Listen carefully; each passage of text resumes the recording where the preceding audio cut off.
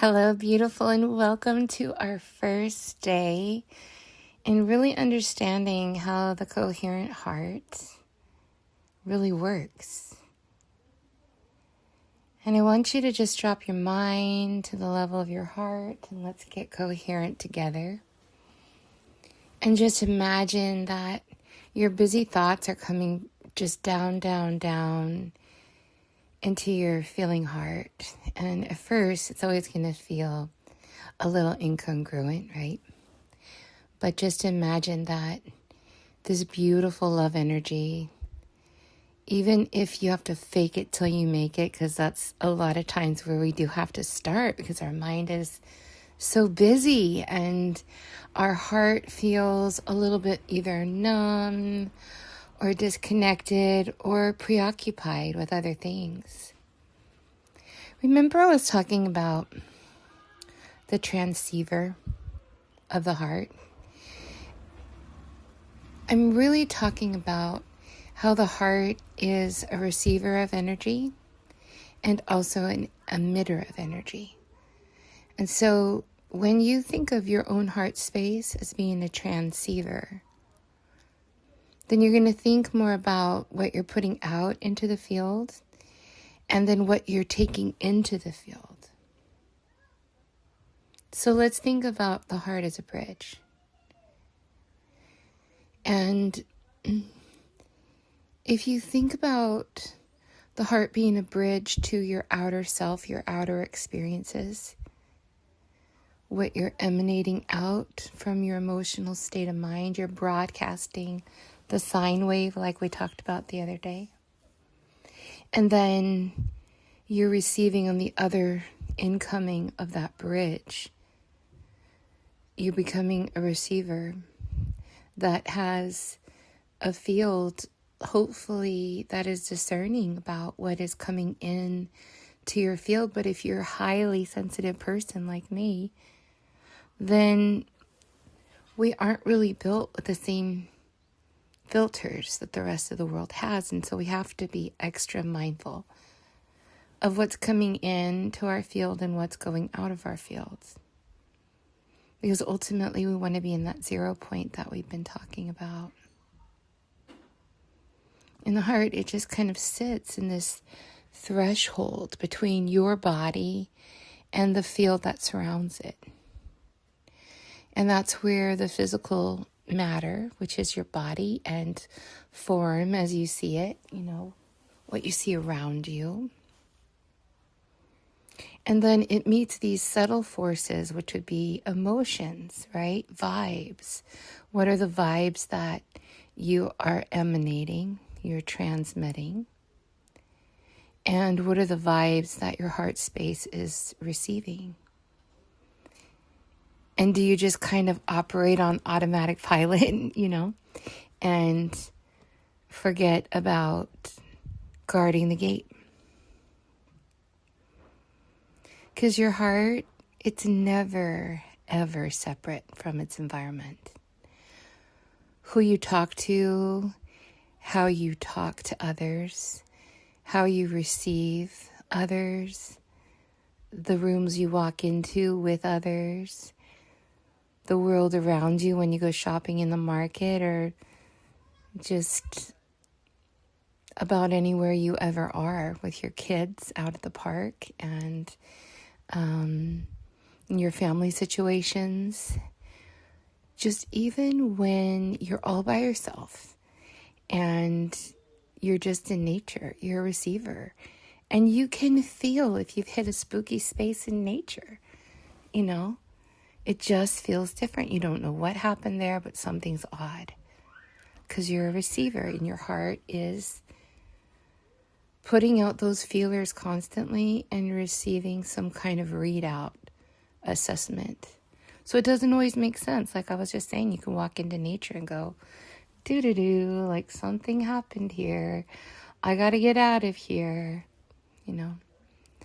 So when you think about your heart being in a constant relationship with its surroundings, with what it's taking in and what it's putting out, you're actually constantly receiving information. And you're receiving it way before your brain.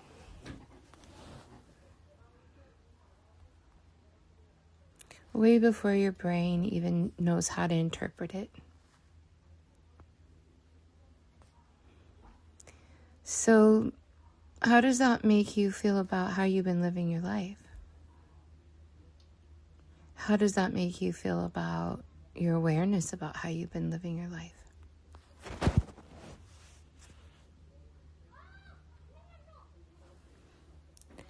Your heart is constantly translating your feelings around you into some kind of meaning into the biology of you.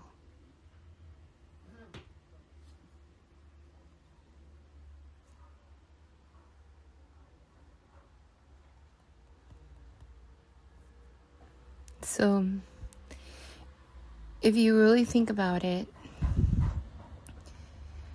you're kind of getting this like readout all the time of this monitoring system that your brain, your conscious mind, is a lot of times the last one to know. And so have you ever even thought of this? Like you're kind of in constant operational stage, and you got to like stop and look at what the readout is. And so this month you are going to do that. This month you are going to think about what you're picking up on, what you're emanating, what you're receiving. And so it brings up these basic emotions like stress and fear and beauty and love and inspiration and, anxiety and enlightenment, those feelings when you're just completely attuned to your body.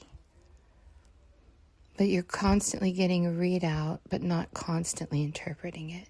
Sometimes you're just surfing it, and sometimes your inner critic is hypercritical all the time about what's going on without ever giving you an accurate readout, because we stop being accurate a lot of the time. We start seeing it through the lens of our trauma, through circumstances that we've had, through judgments that we've had, hopes that we have that we don't really maybe even necessarily believe that we're worthy of them. So just think about how this heart system, this coherence, has so much going on. Like I just complicated it for you. But you're going to find that bringing these awarenesses in, it's going to get so much easier. And that's really our goal. So what if it becomes more complicated first? If it becomes more easy and you manage your emotions better, your nervous system is healthier, and you're emanating, or you're a transceiver of a higher vibrational field.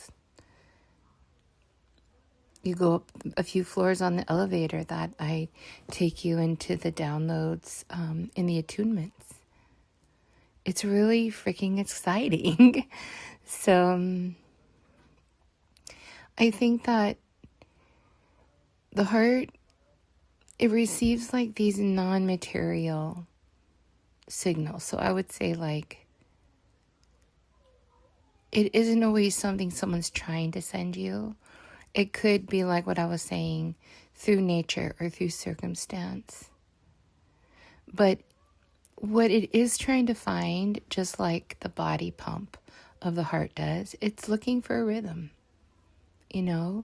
That's why when your heart is arrhythmic, it's serious, because the heart needs to have a stasis of a movement that is predictable and steady and attuned to what your body needs to be calibrated at.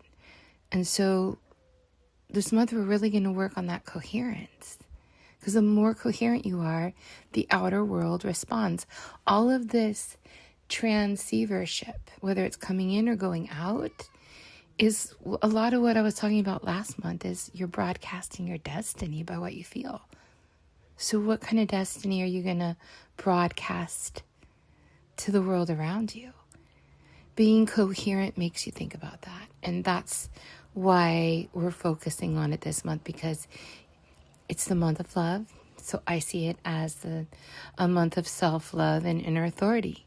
We're going to get you really straightened out and really hyper-aware, not in a hyper-vigilant way that is not beneficial, but one that is beneficial.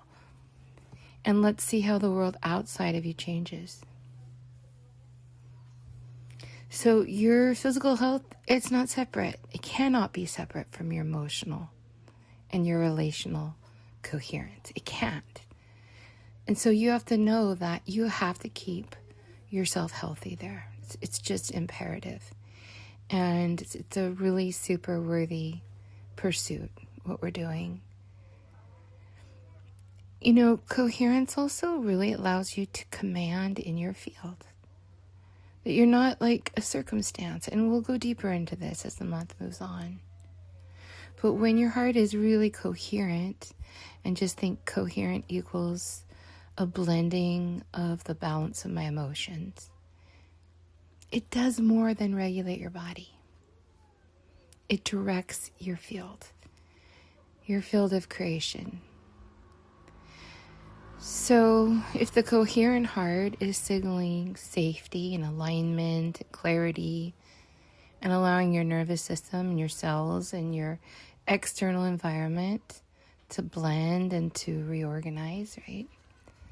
You're going to feel a stability around your presence that is much different than the survival feeling, the frantic feeling, the, I would call it incongruent feeling that a lot of us are in when we're just, we got a lot of balls in the air and we're just juggling them all. So I think that this is a really good place to start, and just know that how your awareness of receiving and emitting the energy, the emotion that you do it with, it's a transceivership. You're putting an energy out, you're taking an energy in, and how well are you managing that? Let's make that amazing this month. And I think you're going to really love this, because when you feel good here in this, it literally changes everything about how you create.